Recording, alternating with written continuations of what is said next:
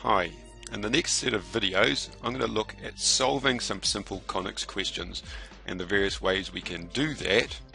But first up, we have to understand that they come in two parts, and the first part of that is writing the equation of the conic. Well, in this case, this video will concentrate on that, and we'll leave the others to the second part, which is solving the problem once we've written the equation. And to write the equation, the key is to set the frame of reference to a sensible point. And by frame of reference, I mean basically the origin of our x and y coordinates. So, in the context of a real question where we have an arch with a circular part on top of some straight bits, then we can set the reference point either to the bottom left hand corner, and that has the huge advantage that all our points are now positive, which means no worrying about negatives. Or we could center it for the x, or indeed we can center it for the y. Now that makes the equation much simpler, but has some effects later on when we have to answer in context. So we'll take an example of a Roman arch, and they had only learnt to build semicircles, so that's what we'll have, a semicircular arch on pillars. And we'll make it 2.2 meters wide, 4.8 meters high on the inside, and our question will be, how high is it at a width of 1.8 meters?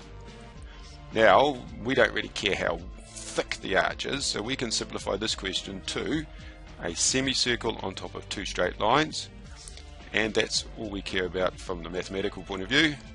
And I'm going to put an origin in the bottom left hand corner, which is generally the most sensible.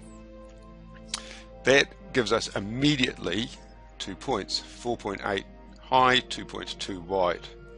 And then we need to focus on what we're going to need for conics, and we're dealing with the semicircle here, so that's the form of our equation. And that has three parameters: A, the x shift, B, the y shift, and R, the radius. So I'm going to have to work those out for this situation. So I center it, that's half the diameter, so that must leave the radius at 1.1, and indeed the x shift is also 1.1. And because the radius is 1.1 in every direction, that means the center has been shifted 3.7 units high. So we put that into our equation. X minus the x shift squared plus y minus the y shift squared is the radius squared. And we can also write that in parametric form. X is r cos theta plus its shift, y equals r sin theta plus its shift, noticing that in parametric form the shifts are positive, whereas in the standard form they are negative.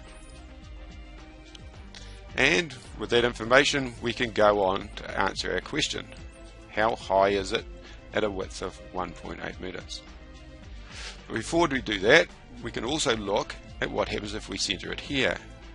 So we now center it at the center of the semicircle part and ignore the straight bits. Well, we get a much simpler equation.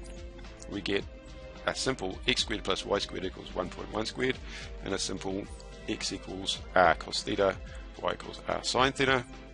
And of course solving those is going to be much easier, but in the context of a problem they hide the fact that we have to fix the x shift and the y shift when we answer the question. So sometimes, although we get a simpler equation, it's not actually worth doing that. You have to make the choice each time, but there are some advantages and some disadvantages both ways.